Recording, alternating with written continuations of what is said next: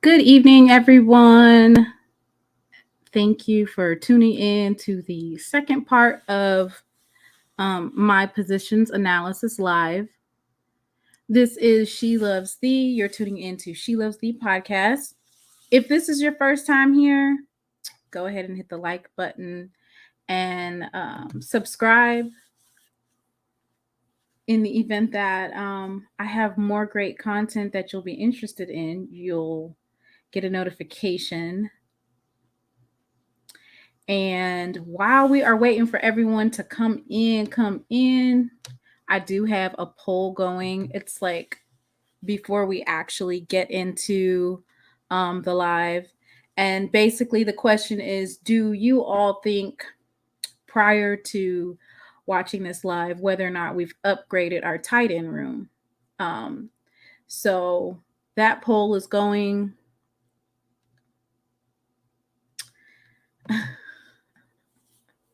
No propaganda. I base my opinions on facts and data. That's where I get my opinions from. So Mr. Campbell is getting on me, but after this live, I don't think anybody in the SWAC can refute that our tight end room and our quarterback room is the best in the SWAC.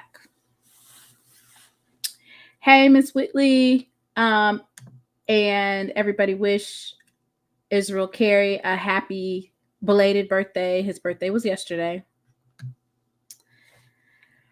All right, so I'm gonna go ahead and get started. This show, for sure, it's not going to be 3 hours long. And the reason why it's not going to be 3 hours long is because KC 1400, Ken Clark and friends will be back at 10 p.m. So what I'll do is I will keep this to an hour and 10 minutes. After an hour and 10 minutes, we'll just have to cut it off. Wherever I end, I end. And that's right, everybody. It's just an opinion. It's a good opinion. It's a real good opinion. I'm going to let you guys know that now. So let's get into the swing of things. We have 3 returning tight ends from last year's roster. I will say for the most part, I felt like our tight ends were underutilized.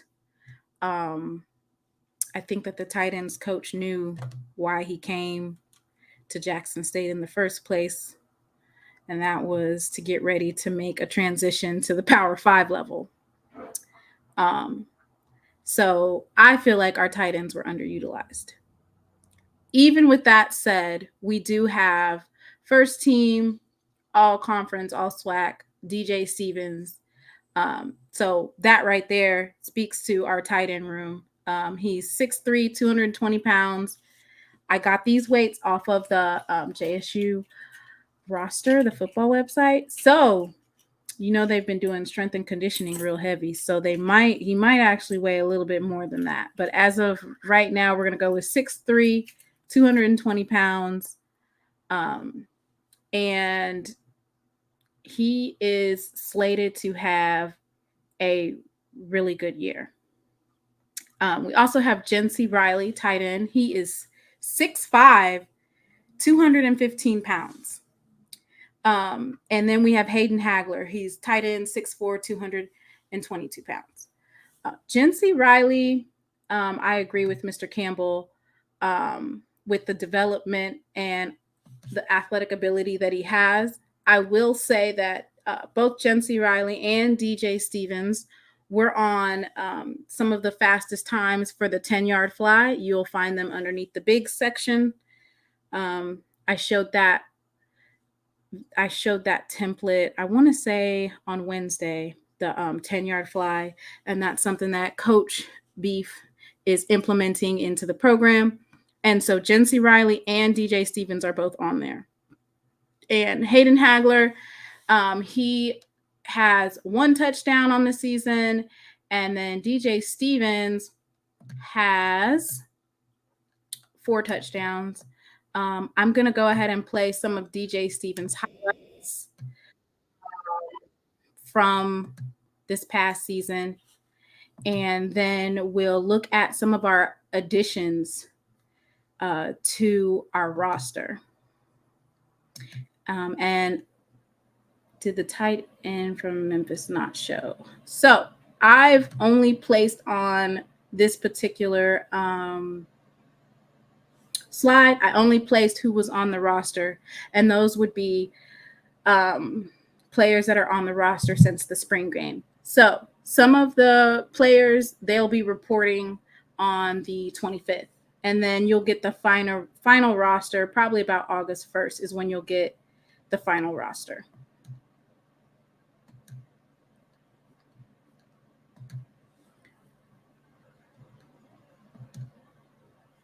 And so DJ Stevens, he is slated to have a big year. I'm just going to go ahead and read his stats from last year.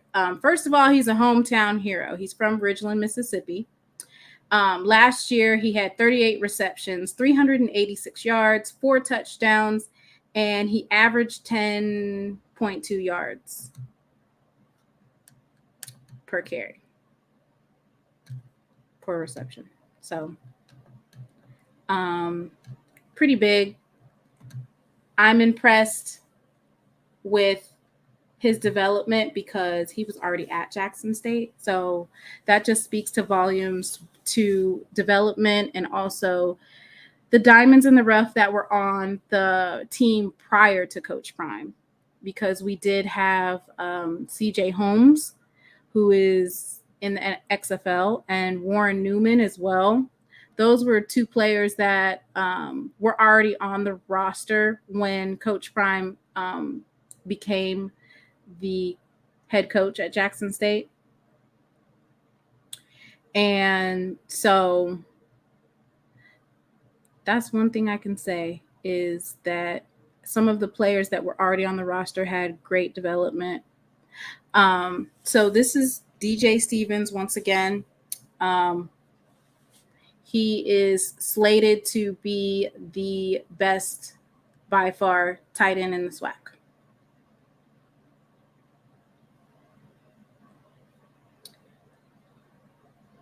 All right, let's see who's up there next.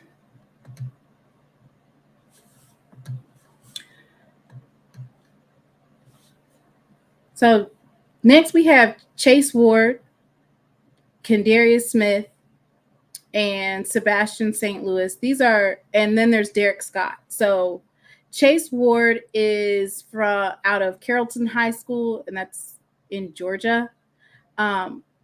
What's great about Chase Ward is that he has a dual threat, in the sense he can be a tight end or a linebacker.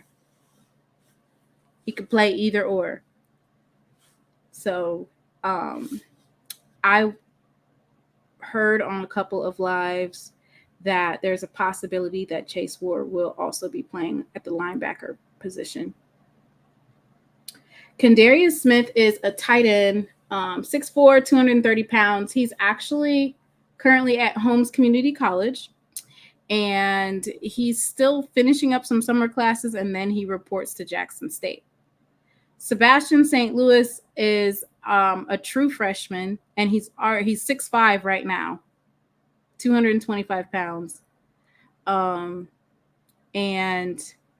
he's out of Boca Raton, Florida. So as you can see, the tight end room has grown significantly. All of the tight ends are 6'3", and taller, big build. And of course, our assistant head coach, Coach Ridley, is our Coach O. He's also the tight ends coach. But I feel like we need to go over what the secret weapon is and why I feel like these tight ends will be developed. So anybody in the chat, can you guys name those 2 NFL players to the right of me? In that picture, there's 2 NFL players. And if you know who they are, please comment them in the chat. But this is our offensive coordinator, Coach Maurice Harris. And a little bit about him for those of you that don't know. He got his bachelor's degree from Arkansas State. He actually coached at Whitehaven High School from 1999 to 2003. Whitehaven High School is actually the same high school that Aubrey Miller's I don't want to say Aubrey Miller's little brother, but that's who it is. His little brother, I want to say his little brother recently graduated from Whitehaven High School. Let me go ahead and check that. I'm going to fact check that, but I'm pretty sure I'm right that running back came from Whitehaven High School, which would be Aubrey Miller's little brother, and he is a running back. And I'm pretty sure he came out of Whitehaven High School. Let me go ahead and look. Yeah, Ahmad Miller.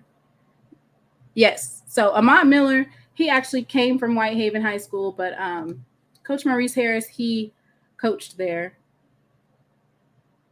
And then Aubrey came from there as well. So that's a pretty good program. Did anybody know that Coach Maurice Harris coached at a HBCU? He coached at Alabama State. He did running backs from 2004 to 2005. And then in 2007, he was an offensive coordinator / running backs coach. So the main thing that I wanted to look at for why it's a secret weapon that Coach Maurice Harris is the offensive coordinator and what he brings to the table is that time that he spent at Ole Miss and Liberty. So he was the tight ends coach at Ole Miss between 2012 and 2018. And that young man right there is Evan Ingram. And Evan Ingram is a first-round tight end. He was a first-round NFL draft pick in the 2017 draft, and he finished his career with the Rebels with 2,320 receiving yards and 15 touchdowns. Ingram, who finished his career with a school record of 162 receptions, was a first-team All-American in 2016 and was awarded the Ozzie Newsome Award. That's the nation's best tight end. So, Coach Maurice Harris had a direct hand in getting Evan Ingram to the first round. Don't know what that means. What do you mean you don't know what that means, Avis?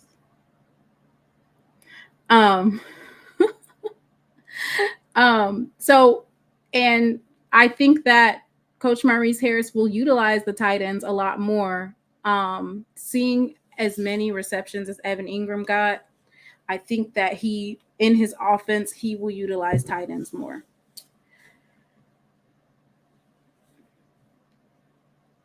The next guy is, of course, Malik Willis. And Malik Willis, he was drafted 3rd round. And he was actually drafted out of Liberty. He's a number 86 pick in the 2022 draft. So Malik Willis is a pro-style quarterback. And I feel like Coach Maurice Harris, in that respect, he has not one, but 2 high draft picks during his career. So I feel like that's the secret weapon right there. And that is why Jackson State's tight end room, bar none, will be better than any other in the SWAC. I do have some highlights from Kadarius Smith. A little bit about Kadarius. He is also something like a hometown hero. He is from Provine High School. And right now he's at Holmes Community College. But he actually was on the same team as Philip Short. So let me go ahead and play some of those highlights from Kadarius Smith, so you guys can check that out. Like I said, they're building a powerhouse here at Jackson State University, and I don't think they plan on stopping anytime soon. Dwayne Johnson says, I hope we have some 2 tight end sets to create some mismatches with this offense. And that's one thing that I think, like, if you noticed, Coach Prime was kind of like wide receiver heavy, underutilizing of tight ends. I really think that it's going to be a mixed style offense here. So I definitely think that he will utilize the tight ends and not just be air raid offense heavy. Oh, hang on just a second while that commercial goes through, and then we'll look at some highlights from Kadarius Smith. Once again, the Holmes Community College, and we'll talk a little bit about the quarterback from there as well. Let me see. Here it is right here.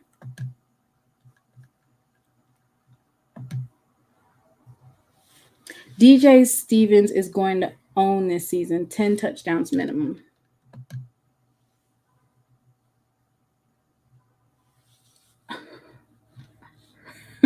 Well, Avis, you don't have to go anywhere because unlike Doc and SheLovesThee show, I can click on who gets to come up here. You don't have to go anywhere.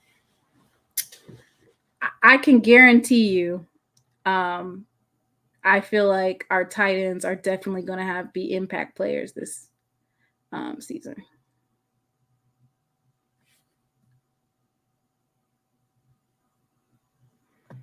Mr. Bird says, Coach actually has another tight end, and he's speaking of Coach Maurice Harris. And his name is Dawson Knox. He went to Ole Miss at the time Coach Maurice was there. So there we go. Not 1, but 2 draft picks.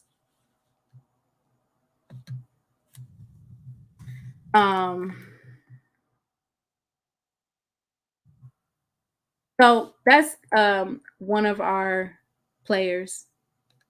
So that is why I feel like, bar none, Jackson State will definitely exceed. So let's move on to the quarterback room. Avis, cap means like you're lying. That's what cap means. So this next section, it's my favorite because, everybody in the SWAC was like, Jackson State's not going to go anywhere. They don't have a quarterback. Don't worry, Miss Wheatley. He's not coming on my live, so we're good. And the quarterback room, I say that it's stacked like library books because there's so much talent, so much depth in the quarterback room, and each quarterback brings to the table something that completes our offense. A lot of the quarterbacks in the SWAC, they are struggling to find which one they're going to make QB1. For us, it's such a wealth of talent. It's not necessarily a struggle because we don't know whether or not they're going to perform the correct way. It's a matter of which one do you want to put up first.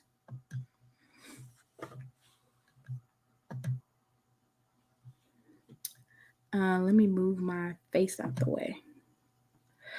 I'm gonna start with Grayson Thompson.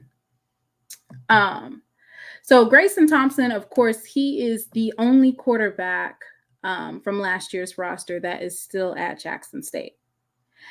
Grayson Thompson, his hometown is Denton, Texas, and he graduated from Braswell High School.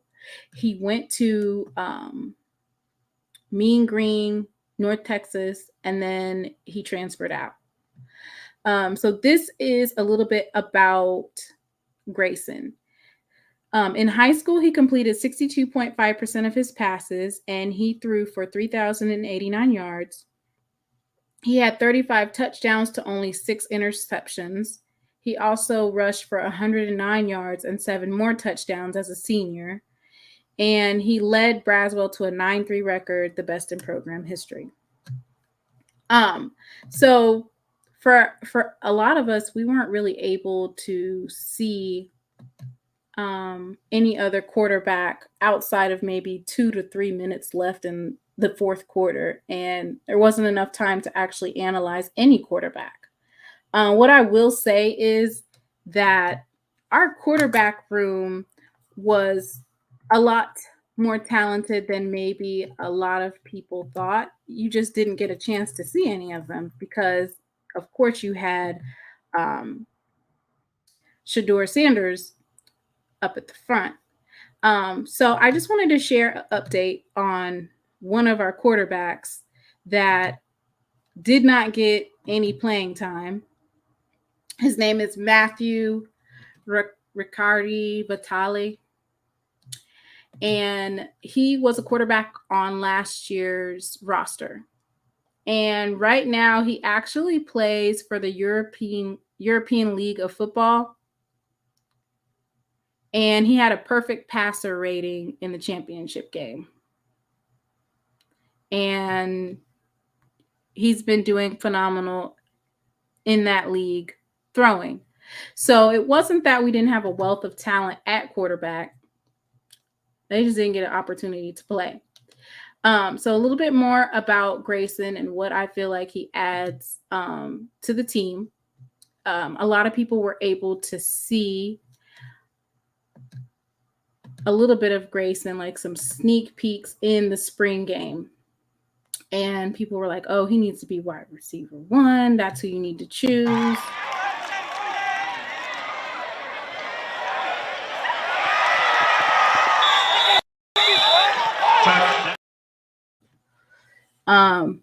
If you see it, Jacobian will be there. If you see it, I thought he did really well in the spring game.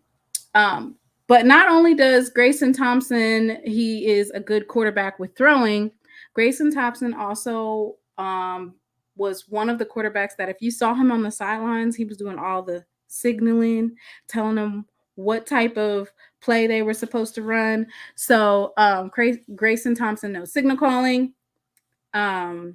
He also I've seen him during practice holding.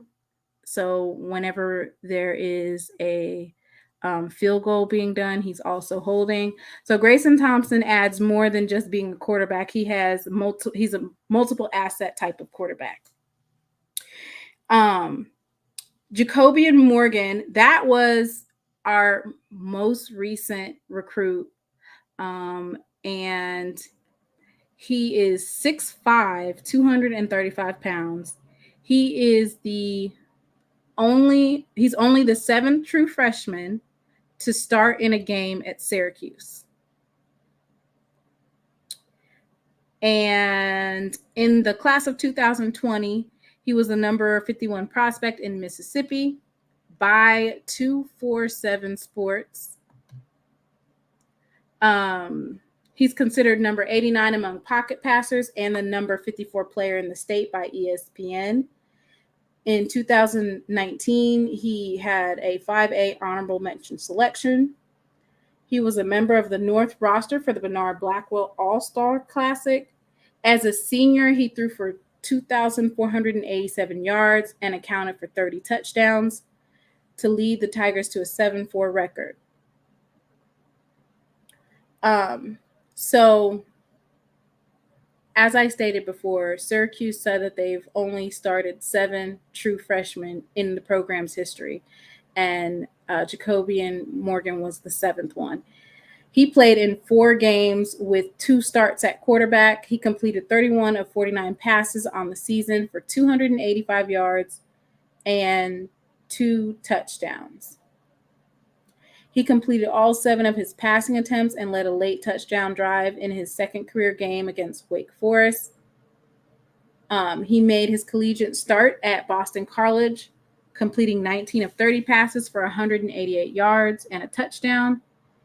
And then he completed 5 of 12 passes at Louisville before leaving the game due to an injury. And that was as a true freshman. So this is, of course, a quarterback battle that if I didn't think that Jason Brown was going to start, I would definitely think that Jacobian would be the guy. Jason Brown is in his last year, and I think that he's earned the QB1 starting position. They haven't really named the QB1 yet, but more than likely it's going to be Jason Brown. I want to talk a little bit about Cy McDonald as well. And this is, let me see what this is.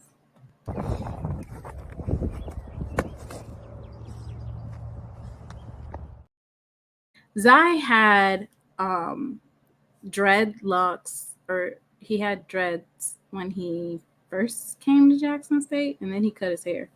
So filling out my hit list. You don't know that this shark's out in this water, nigga, you a fish stick. And I come from a broken home, me and Pip just a couple misfits. If they really want beef, we'll come smoke that ass like a rib tip. Both feet on that briefcase, better know we standing on business. I'm a boss, I don't take orders or send threats. Real shit, if a nigga stick to it, then a nigga bound to blow like Semtex. Excuse the N-words. But that was Zy McDonald. And let's talk a little bit about Zy. So Zy McDonald is another hometown hero. He is 6 foot tall, 185 pounds, and he had 10,000 yards in his high school career. 100 career passing touchdowns to 28 interceptions. He had a high school completion percentage of 61%, averaged 246 passing yards per game, and he played at Ridgeland High School. Zy McDonald was playing for the Ragin' Cajuns, and he decided to come back home. So that's a little bit about Mr. Zy McDonald. Next up, Phillip Short. Regardless of who starts, I would have special packages for Zy. And that's the thing with Coach Maurice Harris. He's definitely going to execute his offense to what he feels like is going to be best for them to win. With this particular offense, there's not going to be any playing favorites. So I think that everybody's going to be able to get some touches. And we're not going to just see air raid. There's going to be some running. There's going to be some throwing. My main premise is that every last one of these quarterbacks that are on our roster now could currently start at any SWAC team, including FAMU and Musa.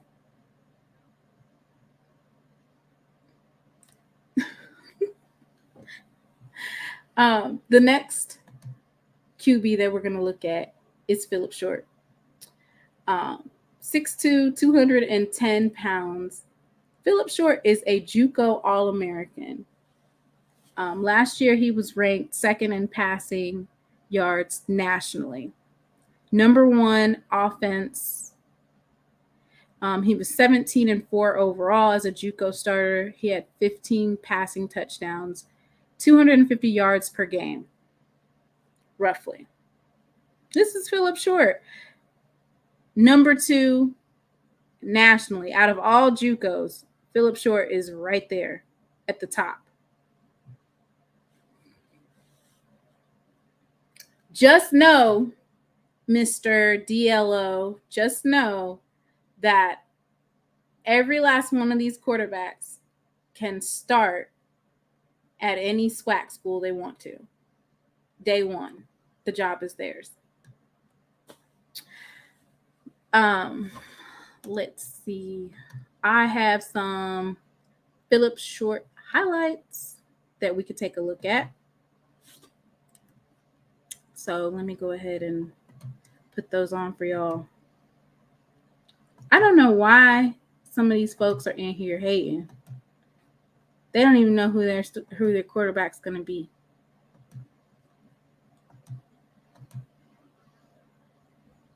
Or they do know who their quarterback is going to be, but their quarterback was not that good last year.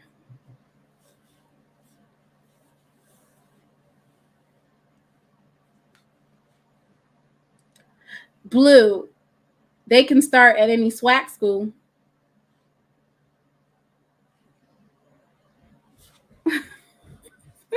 They can start at any SWAC school. How about that?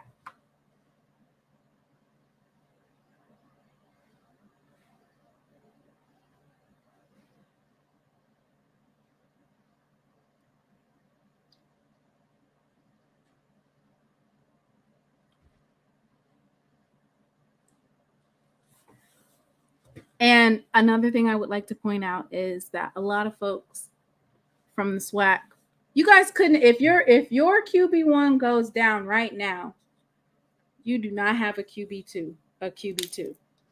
Who is QB2 for Alabama State? Who is QB1 for Southern?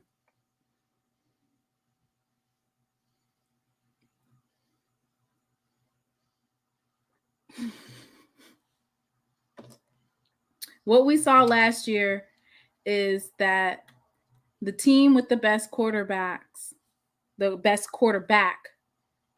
going to win the SWAC.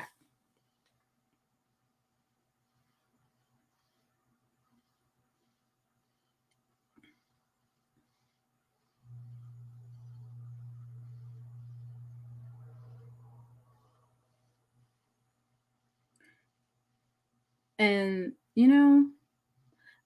what I like about this particular quarterback room is we have pocket passers. We have quarterbacks that aren't afraid to scramble. All of our quarterbacks can throw it, launch it. So I'm excited to see it in action. But let me do a poll real quick, and I'm gonna ask who has the best quarterback room. Let's go ahead and see if y'all folks. I'm not asking you about quarterback one. I'm saying who in the SWAC, which SWAC school has the best quarterback room. So if QB1 goes down, who else do they have? Who else should I add? Should I add Southern on here? Okay, I got I didn't have a chance to add Grambling. So which SWAC school has the best quarterback room? I have that poll up right now.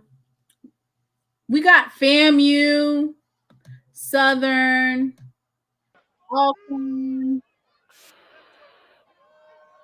and so you let me know just do the poll. Let me know who has the best quarterback room.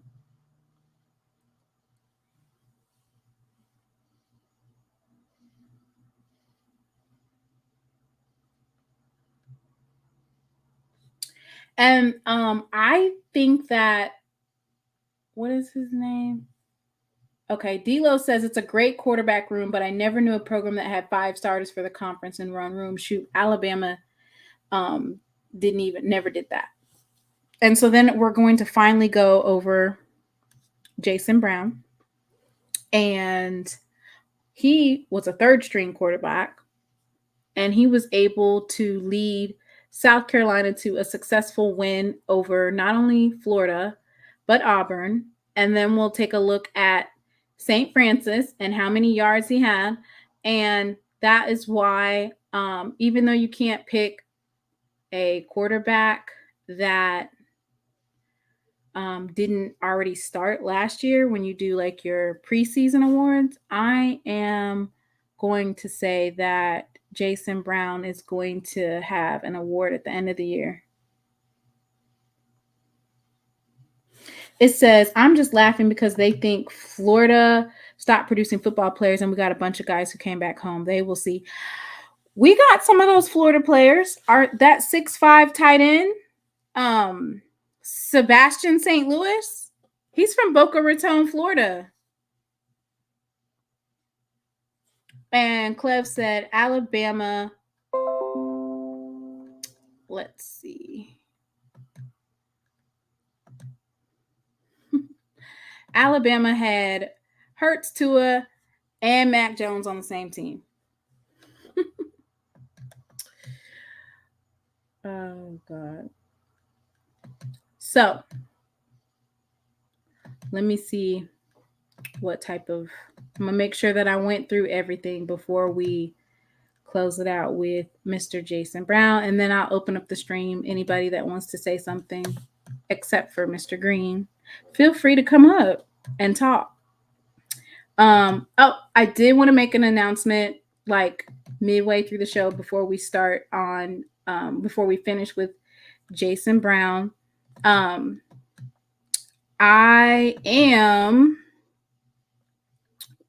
just got my approval to go to SWAC Media Day.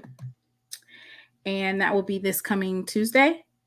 I think it's actually the 25th. It's July 25th, not the 26th. But it was I didn't get my media credentials until yesterday. So if you would like to make a donation, I have placed my Cash App, my Venmo, my PayPal on the screen. If you would like to donate $5, $10, whatever you would like to donate, and if you're feeling led to go ahead and make a donation, it'll be greatly appreciated. And if you want to, you can also attach a question that you would like me to ask one of the coaches at SWAC Media Day. Of course, it needs to be like a respectful question. Y'all don't ask no petty questions. Like, I'm not finna ask Coach Willie Simmons, did he really think that it was self-inflicted? I'm not going to ask him those kind of questions. And I'm not going to ask Coach Eddie Robinson if the little spat that him and Prime got was made up for TV. I will not be asking those types of questions, folks. So if you would like to make a donation and you feel led to, then please go ahead and do so. And thank you for your support. So now let's get into, oh Lord. Let's get into Jason Brown. 6'2", 230 pounds. And he won key games versus Auburn and Florida. He was all conference in 2019 at St. Francis. Now, St. Francis is an FCS school. He had a 62% completion rate at St. Francis, threw for 3,000 plus yards, 38 touchdowns to 6 interceptions. And let's talk about in the SEC, because that's all I have right there. It doesn't mean that that's what he did in the SEC. Those last two words in SEC means I'm supposed to start talking about what he did against Florida. So what happened is Jason Brown went to South Carolina, and Luke Doty was their starting quarterback. And then Zeb Nolan had meniscus surgery. So it was one of those times where you sitting there, you waiting on your time to be able to show what you got. And so Jason Brown was given a start, and this happened in 2021, excuse me. And it was his first start since St. Francis played Delaware State since 2019. Basically, we're going to look at some film, but He responded, and this is, mind you, this is SEC play. So this is the highest level of football. Some people feel like SEC is the hardest conference in the Power Five realm. And he completed with 58% of his passes, 7.3 yards per attempt, and 2 touchdowns, and an NFL rating of 108.9. And he didn't throw an interception. And this was in the Florida game. And also, the win over Florida, that was their largest margin that they've ever won against Florida. Huge game in the SEC. Oh, Lord. Mr. Campbell, you being messy.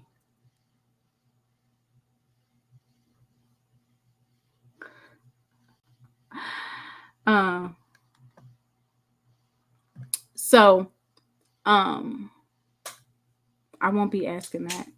I might ask that. Who do you think SWAC is? Lord, that's being messy. We can ready to watch some of Jason Brown's film. And based on his, I feel like based on his play in the SEC, based on his game versus Florida and Auburn, it automatically bolsters his credentials and his resume, because these were really big games that he was able to play all the way through and win. The game versus Auburn, that was a huge game for South Carolina. They won 21-17, and that particular win gave them the ability to go to the playoff game. Basically, they were able to go to postseason play.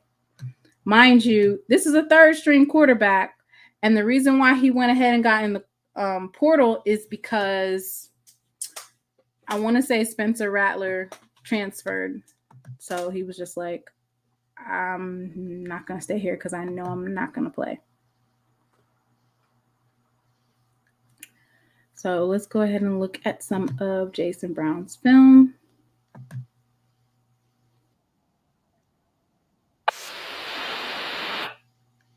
And I have a special, there's somebody special actually on this. I don't know if Ruben is in here, but he was commenting on Jason's stuff. So it's funny because he has not necessarily negative, but he has doubts about Jason Brown now. But if you, as you can see right there on the right hand side, he says "Go Jags." So it was all good in December. He was all right. So this was a game against Mizzou. And then for him to get in shape.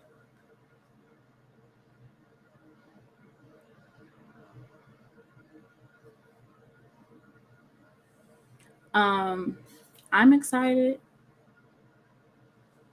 And once again, our offensive coordinator, best in the SWAC.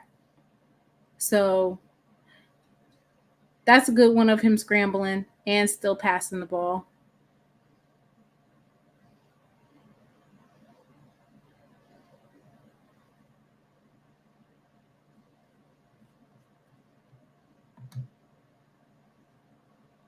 Willie told the FAMU folks we lost to JSU because of the Florida educational system. They be tripping. Why do you think Jay Brown left South Carolina and went to VA and now at JSU? Mr. Haynes, I kind of explained it. Jason Brown left South Carolina because Spencer Rattler transferred to South Carolina. So he knew that he wasn't going to start with Spencer Rattler. He knew he wouldn't start. So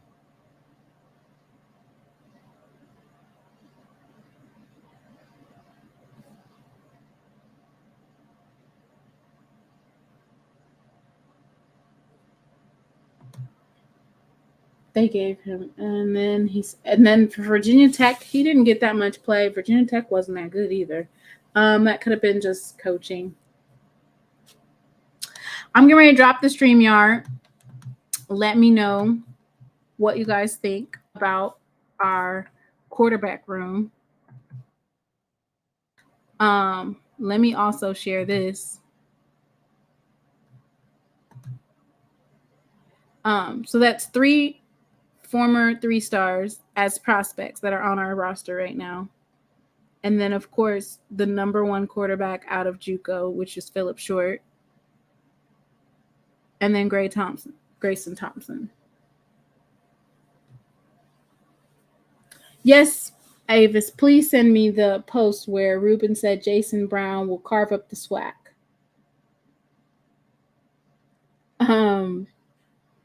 So it's great to have that many 3-stars on our roster.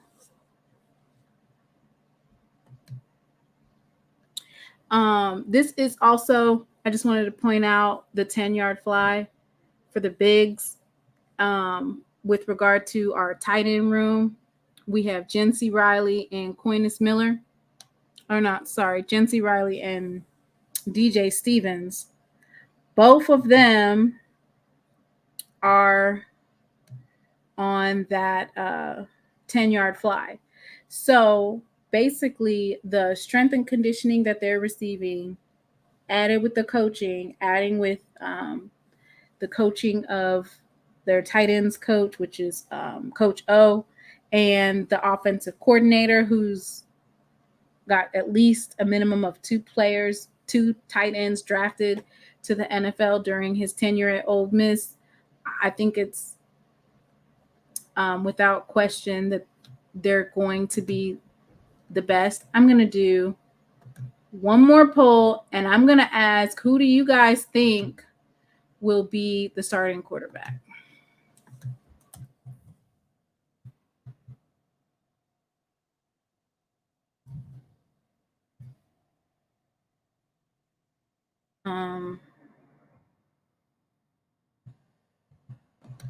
I feel like Jason Brown getting into shape, I feel like that was probably going to add to his ability to be QB1, like without question. So on here, I'm going to put Jason Brown.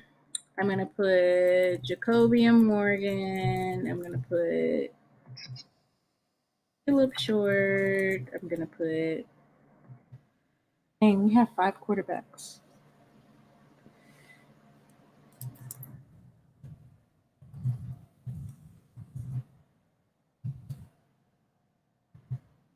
So we have to put Jason Brown, Jacoby Morgan, Philip Short, and then Grayson Thomas or Zay McDonald. And so I had to do it like that because I had to have all 5 quarterbacks on there. Yeah, so Rube, I don't even know where Rube is, but he definitely was in his comments, go Jags. So I guess it was one of those hating situations where you're only, okay, let me see. I'm getting ready to pull that up. Catch him out here slipping. So we had Mr. Campbell underneath Seven McGee's post, and we caught him in action. Avis, where you send it to? I don't know where he sent it to.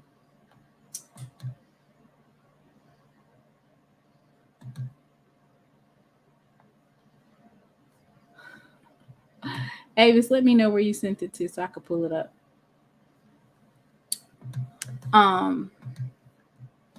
Yeah, they getting caught red-handed. And Mr. Campbell, he said, for Seven McGee, he said, let's go.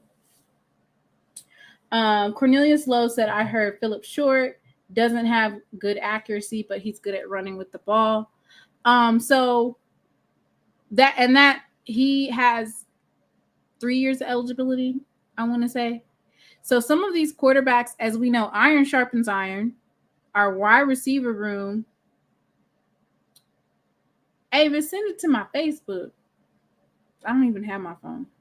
It's in the other room somewhere. I heard Philip Short doesn't have good accuracy, but he's good at running the ball. And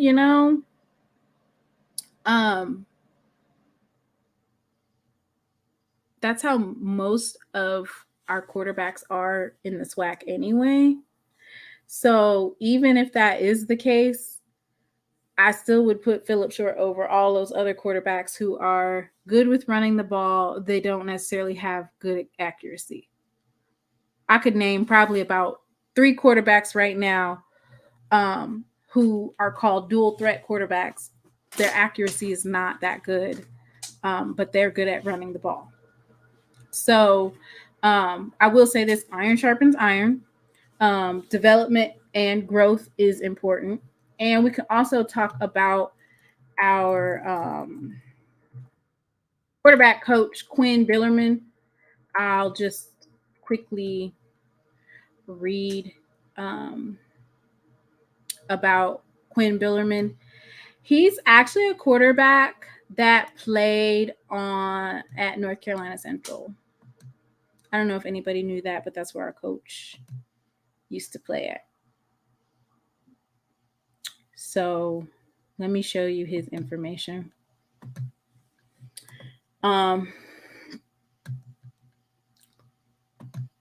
Yep, you guys can see it.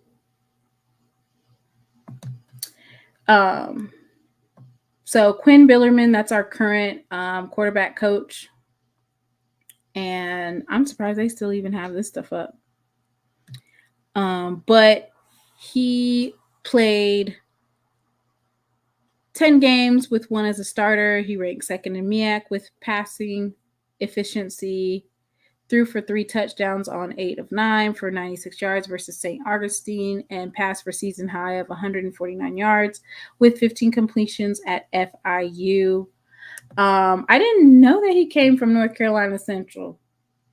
Wow. That's going to be interesting. Seeing him play, or seeing us play against North Carolina Central. But he spent 2 previous seasons as a Duke graduate assistant coaching quarterbacks and receivers. Prior to that, he spent 3 seasons on staff at Rice University as an offensive quality control coach. With the Owls, Billerman mentored quarterback Mike Collins to honorable mention all-conference honors. Before joining the Rice staff, he spent 2 years as a graduate assistant at his alma mater, North Carolina Central, where he worked with quarterbacks and wide receivers, helping the Eagles win the 2016 MEAC championship and a berth in the Air Force Reserve Celebration Bowl. Billerman began his playing career at New Mexico Military Institute, where he was a 2-year starter. Before leaving, he set the program's record for 2,962 yards, 34 touchdowns in a single season, and led the Broncos to win over Arizona Western in the El Toro Bowl. And it says Billerman transferred to North Carolina Central University prior to the 2014 season and helped the Eagles win back-to-back MEAC titles in 2014 and 15. And he's a native of Raleigh, North Carolina, and graduated from North Carolina Central. So that is our quarterbacks coach, which that relationship, like Mr. Carey is saying, they would have, Coach T.C. Taylor would have crossed paths with Coach Billerman in the MEAC.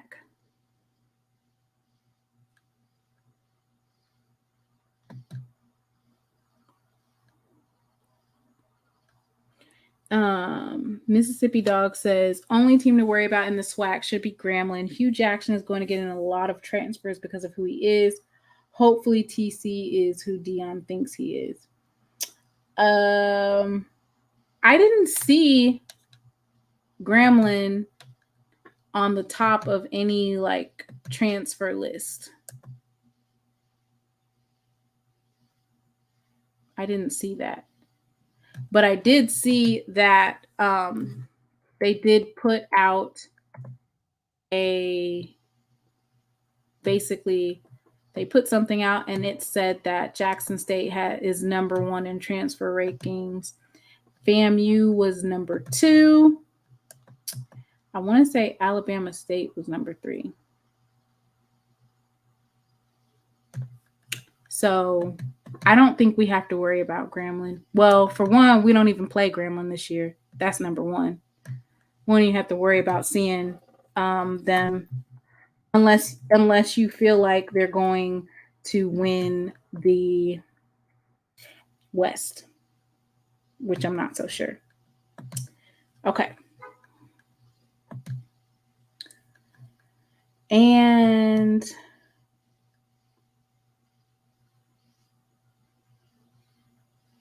what is Mr. Campbell talking about the number 1 spot? He can't be talking about football. All right, I'm getting ready to drop my StreamYard. If you guys want to come up and talk a little bit before we hop up off of here. I was trying to pull up the actual poll that was put out recently, and I don't think that Grambling was in the vicinity of it. And you know what? That's not to say that they aren't good. Not to say they aren't good at all. They might,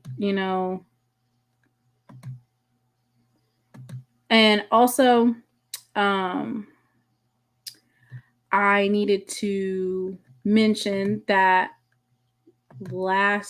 on Wednesday that I had not placed Lester Miller in that group because he wasn't on the thing on the roster online. But Lester Miller is a wide receiver that he decided to go to Jackson State, and he did that over I want to say Old Miss. He chose to go to Jackson State over Old Miss. That was, let's see, June 13th. Sometimes our plans aren't God's plans. I'm trusting him on this one. Say hello to the newest member. So Lester Miller is one of the wide receivers that I didn't talk about on Wednesday. So I do apologize for that, Mr. Lester Miller. And a little bit about Lester Miller.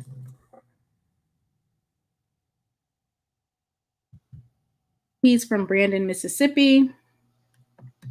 And that's a big number, another 3-star that's added to our roster that I inadvertently forgot. Lester Miller is 6 foot tall, 165 pounds. He's from Brandon, Mississippi. And he has a player ranking of a 3-star. And he was supposed to go to Ole Miss, and he committed to Jackson State University. Oh, how you doing, Mr. Walker? Hey. Yeah, that Lester Miller guy, I got his name wrong last night. But yeah, that's the guy that we had got in. He's first team All-State Mississippi this year. And Isaiah Spencer is second team All-State. So the fact of the matter is that I just really believe that JSU and Coach TC has done a great job, because that's that right there is pretty darn good for HBCU, when you have 2 Power 5 schools and a group of 5 school in the same state, and you basically pull away those snags. That's pretty darn good. Mm-hmm. So Lester Miller's film, and Lester Miller is a dog, because my son plays at Clinton, so they played each other last year, and I got a chance to see him. So he's a dog, a super dog. I got a chance to see Spencer too, because they played Clinton too. So I got a chance to see both of them play. So did Clinton win, or? did your team win? I think Clinton beat Master Central, but they lost to I keep saying we, but my son's school lost to them. I think it was like 42 to 30, 48, 49, 35, something like that. They won by 2 touchdowns. Oh yeah. But Lil said did have two himself. So be on the lookout for him. Right. So this is another 3-star addition to our roster. Oh, he'll dog. I mean, he'll dog. But like I said, the one that really, really impressed me the most is when they played Natchez.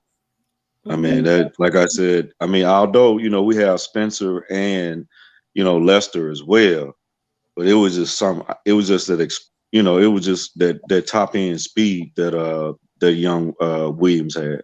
Mike Williams? He was bad. He was Mike bad. Williams, 3-star. Yeah, he had that. He had like that. I can't just really say.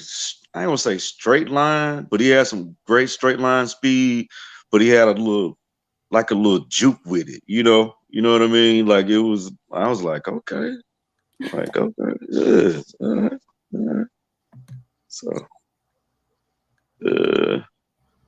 what do you think about our tight end room upgrade? I mean, we got one of the best. We got one of the best tight ends in FCS. And that was a proven stat out there for all you sideline. Oh, let me stop.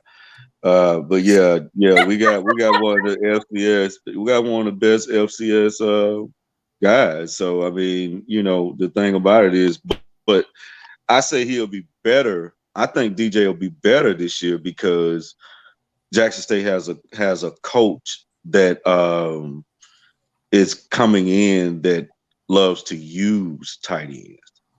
So right.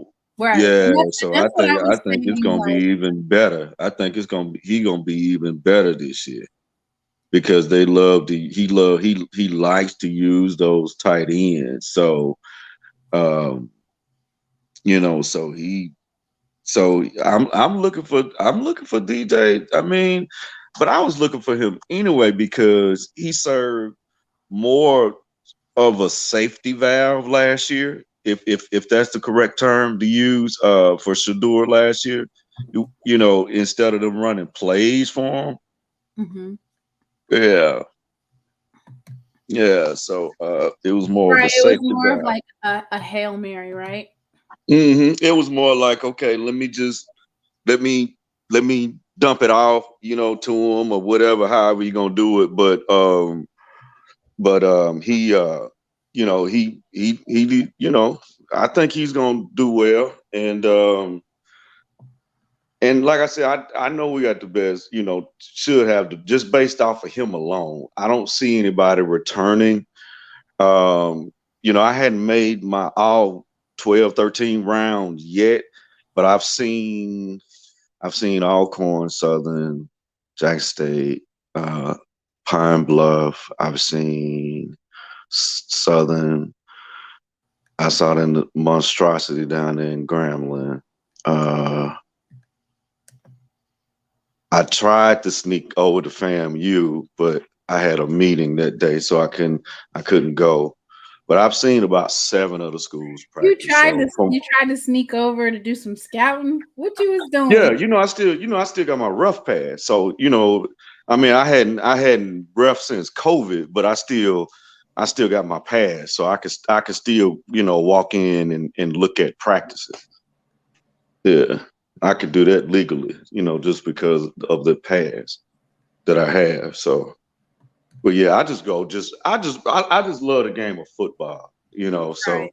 That's all. I mean, I don't go just to say, well, man, I'm just going here just to steal some play. No, it's not like that. It's just, I just like to, and I support HBCU. So I just like to go watch it and just see what's, who's the who and who's, this and that. So. Yeah, I love to do that. Somebody said that they thought that they were going to run this ball this year, so I'm lost. You thought that they were just going to be run offense heavy with 19 wide receivers on the roster? It's not going to be air raid.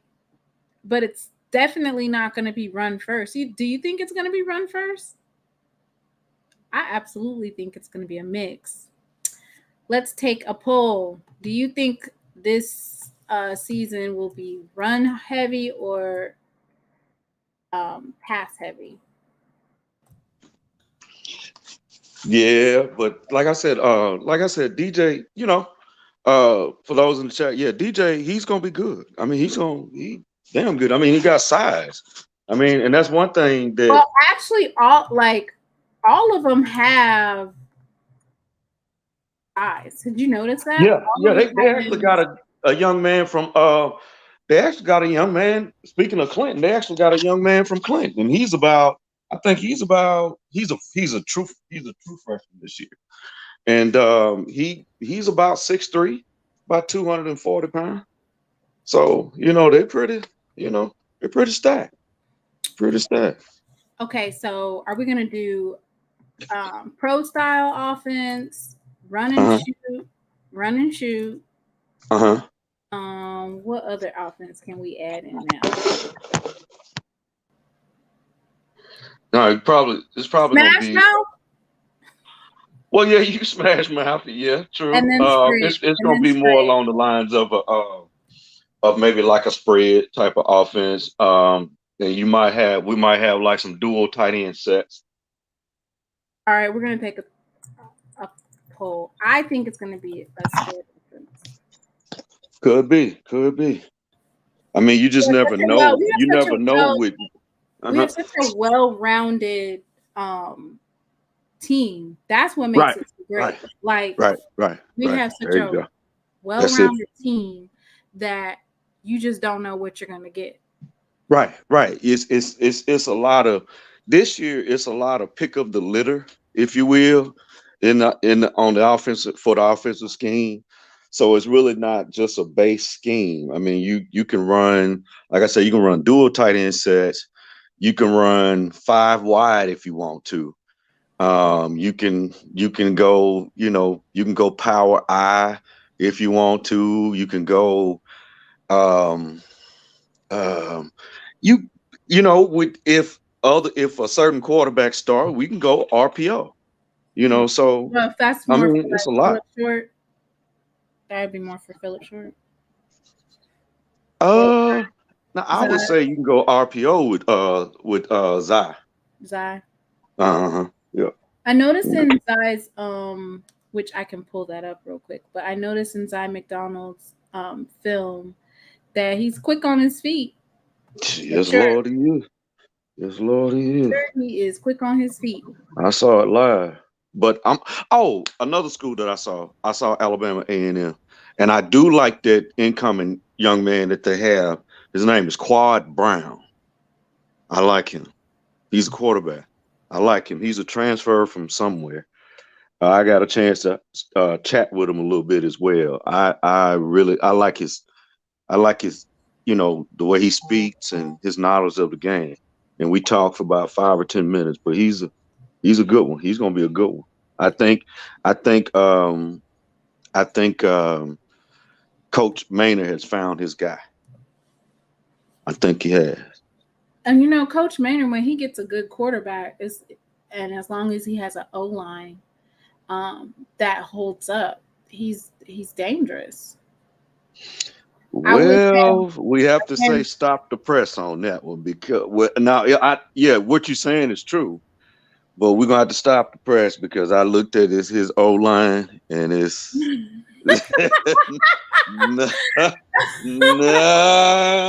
I get what you're saying. Recruiting too many DBs. What happened? I don't know, but look like they couldn't even block my 47-year-old tail. I was like, Lord Jesus, boy, y'all. I said, Lord Jesus, help them. But what happened?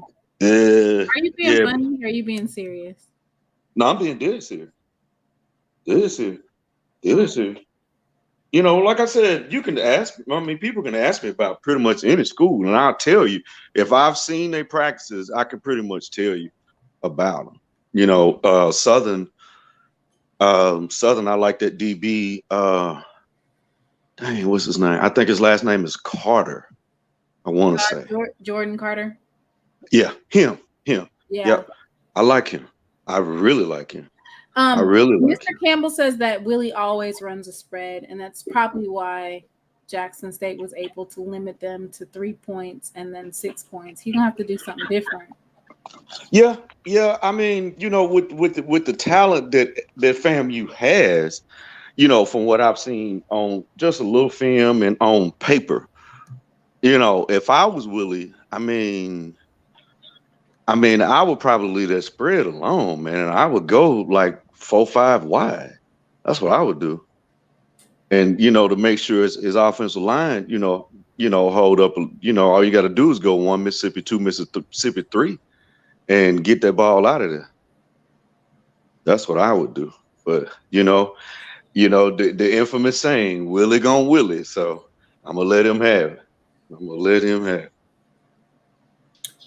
Somebody in the chat said Malik Willis is the blueprint. Oh, he is. I agree. I agree with that. I agree with that. Him and he and I would say Chad Kelly would be as well. Chad Kelly from Ole Miss. Yeah. Because Coach Harris coached them too. And Chad was on, they was on that team with like Evan Ingram and all those guys. So right. Yeah, I agree with that.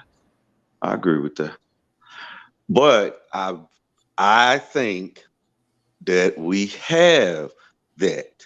I really do, and I think we have it.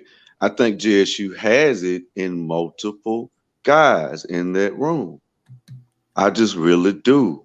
I just really do, because if you're not being biased, think about it like this. Think about it this way.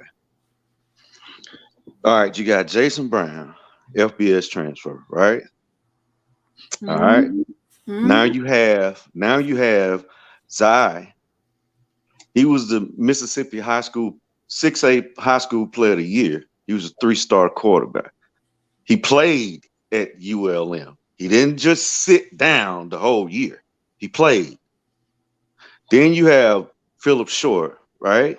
Mm-hmm. Which is a JUCO Player of the Year. Then you have Morgan, which was another 3-star that played.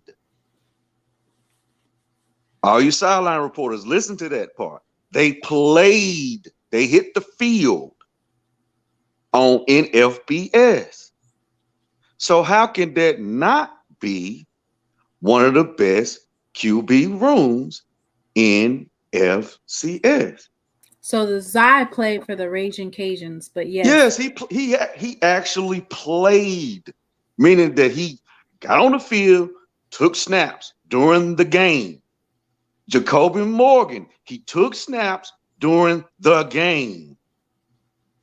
Jason Brown took snaps during the game. Jason Brown played at the SEC level through the whole game, start to finish, helped lead the South Carolina Gamecocks to a win against Florida, and also the win against Auburn. Interesting fact, the quarterback that played at Auburn is going to be the quarterback possibly starting at Texas State, because that particular quarterback that was at Auburn is now transferred to Texas State. So it's going to be Jason Brown versus that quarterback for the second time, except now he's at Texas State and then Jason Brown is at Jackson State. So I mean, and even Jackson State, even recruited Hatter. I mean, TJ Finley, thank you, Zoe. TJ Finley. Yeah, that's just amazing. So that's why I'm saying, and it's not just hyping it up because it's JSU. You have to look at the facts sometimes. Don't put the emotions into it. I did. I ain't talking about you. I'm not talking about you. I'm just saying, some of the people in the chat, they trying to saying what I'm saying, but I had to just explain it to him why I made that statement. You know, that's very rare that you would have a QB room like that in the damn SWAC. You know, like what? Like that's not normal. You lose Shador Sanders, which was by far the best quarterback in the SWAC, and then you gain 3 stars quarterbacks, and then player of the year, JUCO player of the year, and you still retain Grayson Thompson. Yeah, Team that's another 2-star. And so you see what I'm saying? And I ain't even mentioned him. That's another one. And then Grayson Thompson, to that point, he also does the signal calling for plays, and he also holds the ball for when they're doing special teams as well.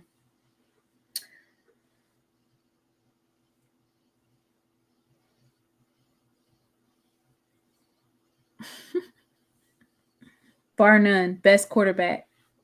Let me see what the poll says.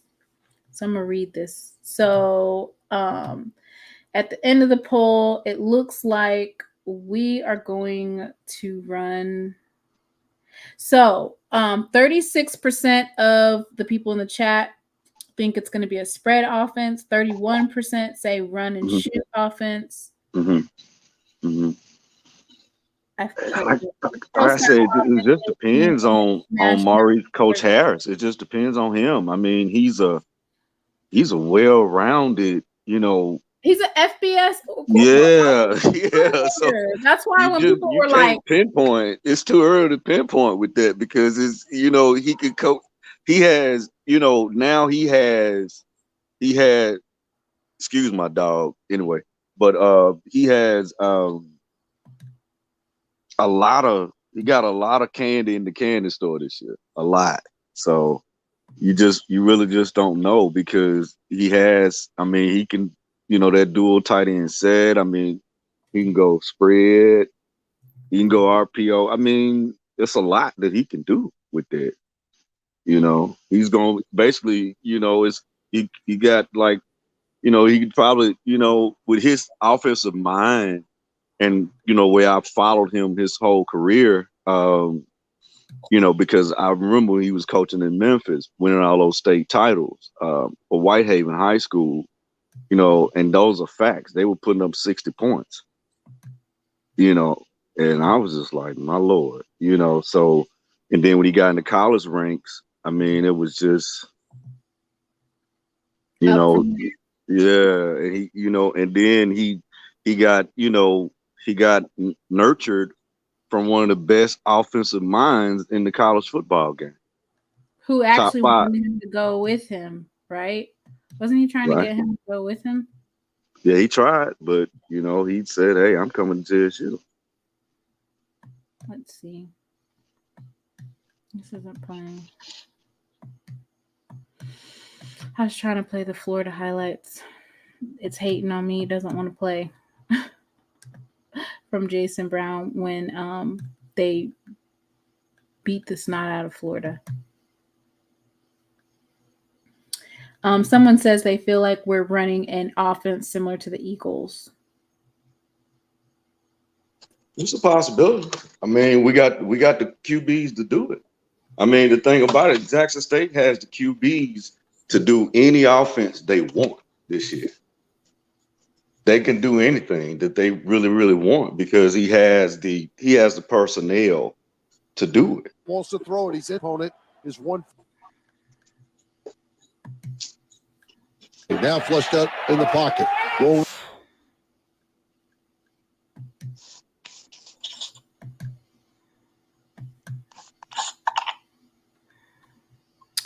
Well, okay. I think it's playing now. Let me see. It does not want to play. Freeze offered him an role, but he wanted to be an offensive coordinator, which I don't blame him. Oh, okay. So he was offered an offensive an analyst position. Yeah. I mean, that's understandable. I mean, that's understandable. I mean, but if he wanted to be, and that's right, Blue, if he wanted to be an OC, hey, take the best job available. That's true. Those are facts. Facts. Oh, and yeah. We had analysts on our team last year, so it'll be interesting to see if we're able to maintain that and still have analysts on our team. His highlights for the Florida game are not playing, which I'm sad about. We got 146 people in the chat.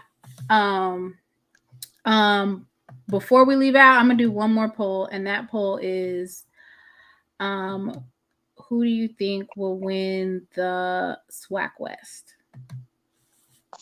I'm gonna leave SWAC East alone. I got a surprise. I mean, for who I think gonna win it.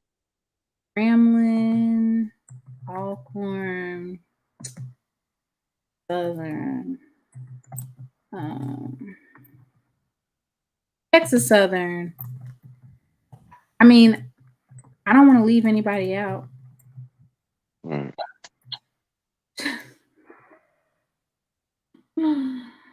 I just put those 4. Those are just the first 4 that came to my mind. So don't feel like don't feel bad if your team wasn't named. I just went ahead and named 4 so I could quickly put the poll out before we end the live.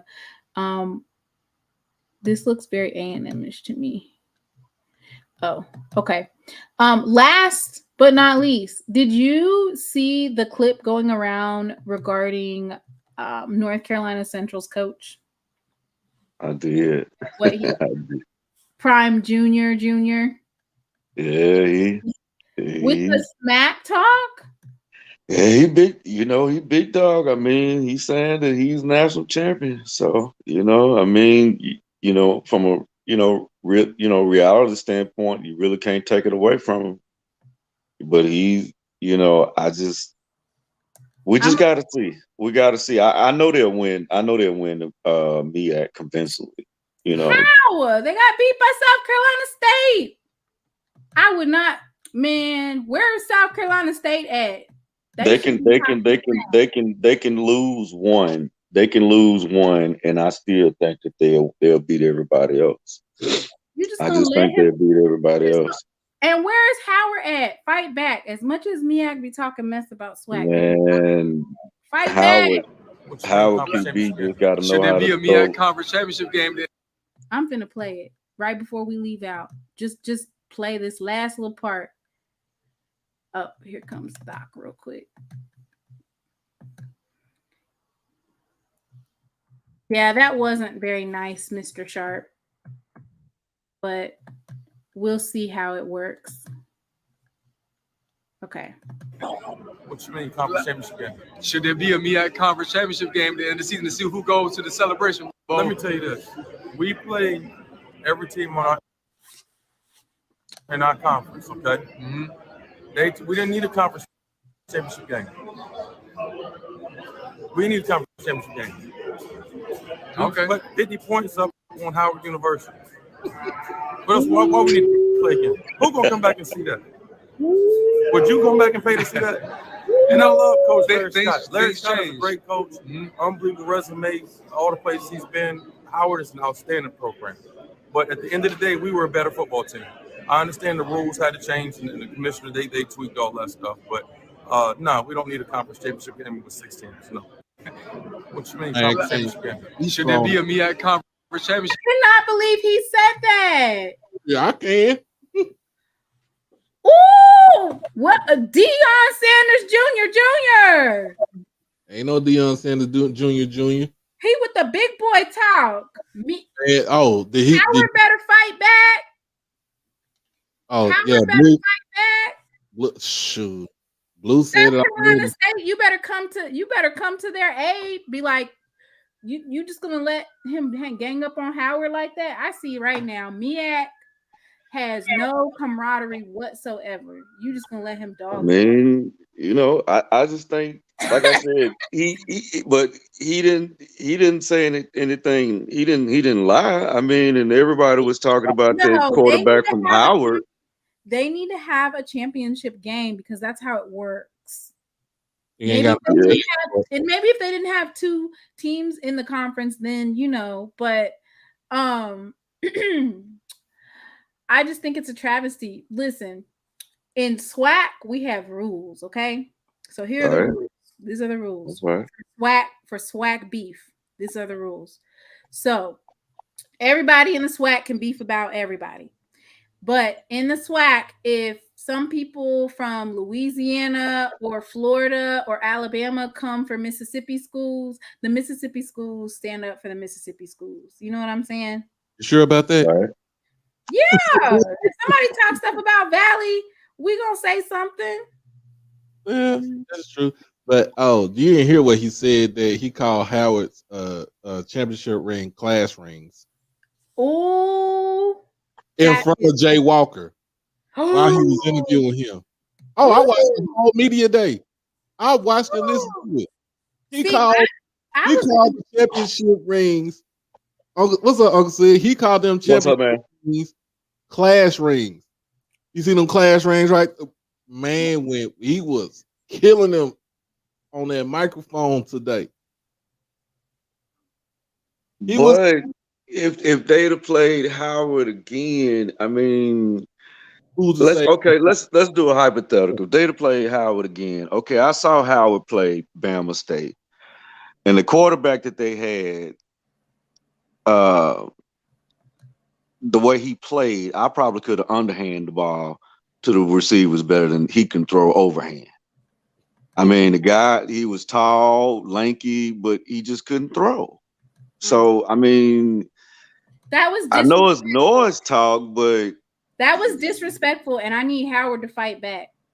Kind of right, though. I mean, I wouldn't want to see that one. All I'm going to say is that South Carolina did that stuff after they won the Celebration Bowl. They was all high and mighty, thought they was going to sweep everything. They put up a video janking like, yeah, we can't wait to see Jackson State so we can whoop that again. And then you guys went 3-8. But see, here's the thing though. Coach Oliver was talking that talk the whole time last season. At the man, he gave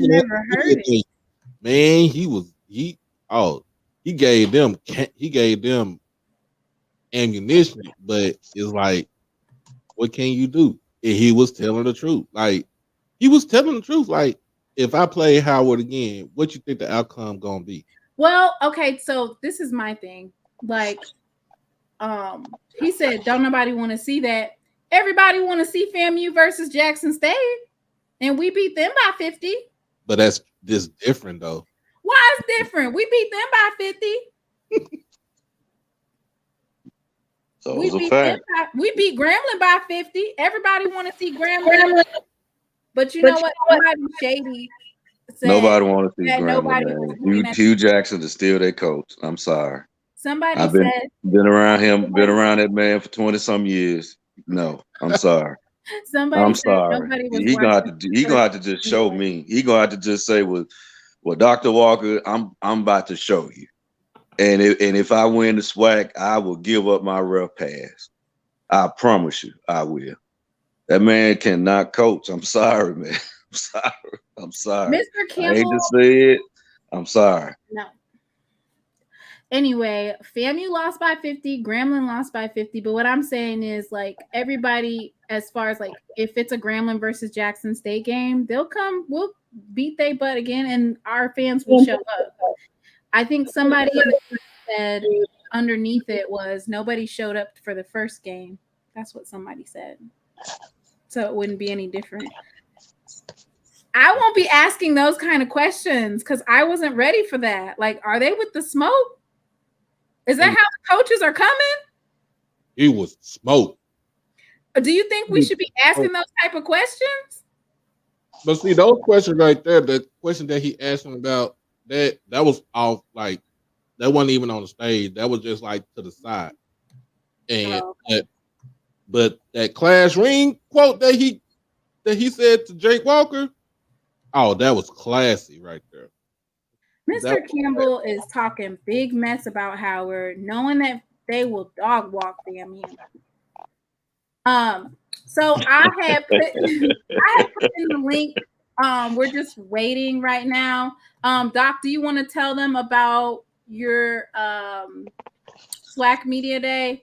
We're waiting on Ken Clark's to go live. It's supposed to go live any minute. I'm literally looking at it, and they're not on there yet. Not yet. Ask Willie if he'll get a touchdown this year against JSU.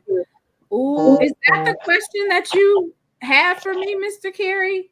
Is if Coach, do you think that you'll score a touchdown against Jackson State this year? So I would just have to probably say it like, Coach Willie Simmons, this is a highly anticipated year for you and FAMU. You did blazing on the recruiting trail. You've struggled offensively against Jackson State the last couple of years and haven't been able to convert those to points. Do you think that you'll be able to score a touchdown against Jackson State this year? Does that sound professional? I wouldn't do that because Willie Simmons will go recruit some NFL bench rider for FAMU. He'll go get some scout team guys in the NFL. Throw salt in the wound. Anybody got some extra years of eligibility? Oh man. I would never ask a question like that. I'm professional. Oh, you're what Blue said. Don't ask that question. You're gonna end up at the house for media day. It says, ask it. We FAMU. We don't run from the smoke. You ain't AMU. Oh wow. I won't ask that type of question. Please don't ask that type of question because Willie feels like his job is on the line because he can't beat Jackson State, which is asinine to me. But I just think it's Willie's been doing a good job. He just can't get over that Jackson State hump. Yeah, but the thing about it is that FAMU, these last 4 games, pre-prime could not get over the hump. So FAMU folks don't necessarily talk about those games. They leave those out. Well, FAMU problem is before they even joined the SWAC, the last 2 years, Bethune-Cookman, like we said, Bethune-Cookman had their number, and the APR, I think, was it A&T that beat them? Because they didn't. That 1 year they lost to Bethune and they lost to A&T, something like that, and they couldn't crack the code to get it to the Celebration Bowl. And then the next year or something like that, it was because of APR issue. But you gotta realize that man has been 9-2 for 4 straight years since he.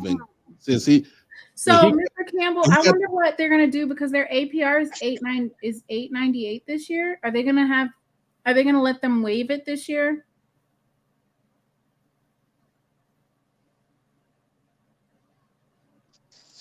Okay, y'all ain't lose to North Carolina A&T. Who did y'all lose to, Mr. Campbell? Because I know one of them games you lost to Bethune. What was the game you lost to? This game will be on the line if he loses to Bethune, but not Jackson State. What was Jackson State will still be out talenting them. Y'all need to send me some nice questions, some nice. It's not anything. So if you want to, I know I had my show earlier. We was talking about the MEAC Media Day, my rendition. I gave my rendition of it. But if you do want me to ask questions to any coach that's going to be on that panel or to any players on the panel, just go ahead and use it as a cash app. Even though I said my goal was $500. And I'm not gonna stop at that. If you don't want to stop at that, that's cool. I appreciate it. Like we said, anything that we do afterwards is going to be used for our channel and to help out the channel right there. Them bad built Braves. What's up, Swagging the Fool? Not the bad built Braves. I am absolutely finished. Not bad built Braves. But if you want to hit the cash out, all you have to do is just Instagram HBCU Overdrive. Right back.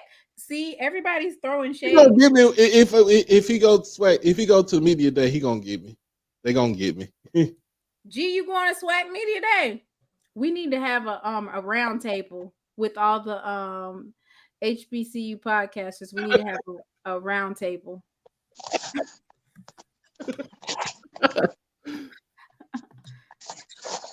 Hey, man. I'll say this. If there's any good time for Alcorn to make waves in the West, I think this could be the year with that quarterback they have. With Tyler Macon? Yes, he is who they say he is. He's as advertised. Yep, I saw him. Yep, he is. Oh, because G's been saying he's as advertised, but He is. I put him on my I put him on there, you know. Mm-hmm. So we got the Tyler Macon and Jarvion Howard, but the whole game can't be won by two players. Shoot. You must remember what I was talking about with Jada Byers and Virginia Union. Yeah. He damn near won games by himself. Well, that's why he had such ridiculous stats. Oh my God. Oh yeah, that Jada Byers. I mean, if he's not an NFL prospect, then I there has to be some biases towards the FCS. There has to be. And he ain't even the FCS. That's D2. Yeah. Yeah. That's the crazy thing about it. Like, that's D2. You talk about a dude that ran for over almost. That's a tall order though, because Tyler Macon is basically a freshman quarterback. Basically. He is. Yeah, that's he is. But I'll say this. He has the tools. You're right, but you're asking. I think like SWAC and a Fool made a lot of people have made the assumption that if Fred McNair doesn't win the West or turn around the season to a winning season, like winning 8 games, that he might no longer be their coach. And I was just like, well, for you to have been able to recruit a quarterback like Tyler Macon, why would you put that much pressure on the coach? I just feel like, me personally, that if your last name is McNair, that job should be yours as long as as you want. You know, that's how I feel about it. But but like I said, he's a good guy. He's not gonna come in and be Shador, but he will come in and he'll be better than what they fielded since they lost Trigger Man. Mm-hmm. Yeah, he'd be the best thing that they fielded since Trigger Man. I think with Alcorn, since Trigger Man left, I think they didn't have the stability. Even when he was there his last year, they try to they stumble out of the block for a little bit, but then they try to make their way back into it. They couldn't get it done to get themselves into the SWAC championship game, which would have been nice because that would have been an all Mississippi SWAC championship game right there. Would have been real. But you know what, nephew? I'm actually picking it to be an all Mississippi SWAC championship this year. I'm actually, and I know this sounds very strange, but I'm picking Alcorn to win the West. Oh, okay. There you go, G. All right, the bad birds win the West. So I wanted to quickly thank a couple of people who made donations. Thank you so much. I got both of you guys because I got your cash app before you leave. When are y'all leaving? Tell me that. I'm gonna leave Monday. Okay. That's because I'm all the way in North Carolina. You already know. I'm in Dallas. So I would like to thank Miss Woods, Miss Menenfield, Mr. Allen. Thank you so much, Miss Foote and Mr. Carey. I want to thank you all for your contributions. And then, of course, Mr. Campbell. And I had a couple of donations yesterday. I would like to thank you all for supporting me. I will be bringing you the heat. Me and Doc. We're going to bring you some SWAC Media Day highlights, awesome. A midday brunch where we go over some of the highlights during and midday. So, and we're also going to plan on doing some joint lives, roundtables with some of the other podcasters. Yeah, we're gonna try to do all that. The people I want to thank since yesterday, and some people came on today, Mr. Hardy, uh, Mr. Yes, Hardy, Mr. Williams, Miss Brandy, for donations. My bro, Sips McCoy, aka DJ D-Lo, he made a donation before that. As Moria Woods made a donation before a couple of days ago. Today, Avis made a donation today. Hey, Mr. Avis. Thank you, Mr. Avis. Karen Griffin, she, like I said, she been down with my channel from the beginning. EA, always, Yes, thank you, Mr. EA. Tony Cook with the donation yesterday. Also, Mr. Campbell with a good donation. And of course, Miss Minifield. Avis with another donation, $18.77. I love it. I love it. Johnny I love Barnes, that. That's awesome. and Mr. G.A. Price with a donation with us tonight. So, and I made a promise to myself that when it comes to FAMU, I will be bringing the facts to the table whenever I'm doing my interviews. Those of you who sent me Cash Apps, you guys didn't send any questions, but so if you guys have any questions that you would like specifically asked to the coaches, both me and Doc are taking donations with questions or without. But if you have questions, like maybe there's something that you wanted to know from the AD or from the commissioner, and you have a question that you would like to ask, please feel free to send us a message with that particular question, so we can make sure that some of the questions, burning questions that you have for coaches in the SWAC or commissioners, make sure that you send those questions in, because we want to make sure that the questions that people have on our platforms, that they're being answered. SWAC Media Day is the perfect time to get all those different types of questions. Doc and me will have we are going to have a joint show tomorrow, of course, for Saturday Night Live. We'll be continuing the Ask a Coach a Question donation. And then we're also going to be looking at the players, right? Right. We'll be looking at the players for preseason honors. And so you might have questions for some of those players as well. Thank you guys for tuning in. KC 1400 Club is live now. If you want to go over there, we got a lot to talk about with KC 1400 and friends. Make sure to tune in to me and Doc tomorrow. Thank you all for tuning in. All right. You got anything to say, Doc? Look, I appreciate everything that y'all helping us do, because we are first time, independent podcasters. Like, everything that we do, it comes out of it comes out of our own pocket. Of course, with whatever you got, somewhat memberships or anything like that.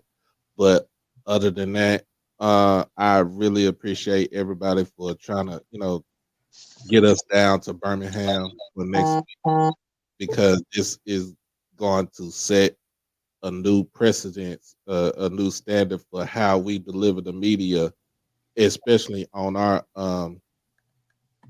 in our diaspora with the HBCUs and on our platforms right here. So, look, like I said, we still coming with that heat. It don't matter if we take a day off or we take 2 days off or whatever. We still gonna come with the heat. We still gonna come with the pettiness. We still gonna come with the facts. We still gonna come with just having fun. That's the whole thing about this, is just to have fun. I appreciate everything that